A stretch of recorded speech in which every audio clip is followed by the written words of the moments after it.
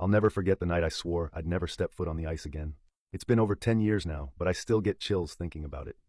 It was late January, bitter cold, and our team, the Frostvale Huskies, had an after-hours practice at Maple Grove Arena.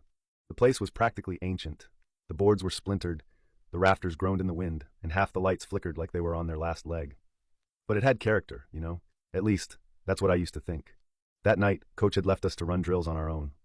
It was just me, a few teammates, and a rink that felt far too big and far too quiet. There was this weird heaviness in the air, but we all blamed it on the cold. About halfway through practice, I volunteered to grab the extra pucks from the supply closet.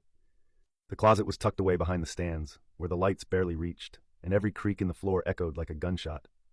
As I was rummaging around, I heard it, the faint sound of skates scraping against ice. I froze, my hand clutching a puck.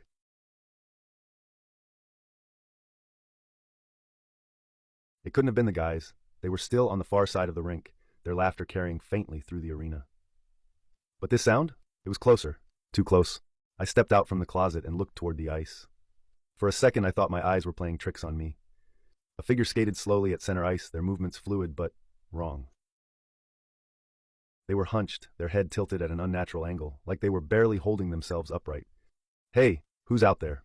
I called, my voice echoing in the empty arena. The figure stopped abruptly and turned toward me. Even from a distance, I could feel their gaze, cold and hollow. Their face was obscured by a tattered, old-style goalie mask, the kind you'd see in black and white photos from the 50s. I backed up, my heart hammering in my chest. "Guys!" I shouted toward my teammates, but my voice felt swallowed by the emptiness. The figure started skating toward me, their speed unnatural, the scrape of their skates growing louder and sharper. I stumbled backward, dropping the pucks, and sprinted toward the rink. By the time I reached the ice, my teammates were staring at me, confused. "What's your problem?" one of them asked, but I couldn't speak. I just pointed toward the center of the rink. It was empty, no sign of the figure, no sound except for the wind howling through the cracks in the arena walls. I didn't stick around to explain myself. I grabbed my gear and bolted, ignoring the jeers from the guys. I never went back to that rink again.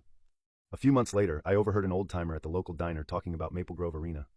He mentioned a goalie from the 1950s who had died during a championship game, took a puck to the neck.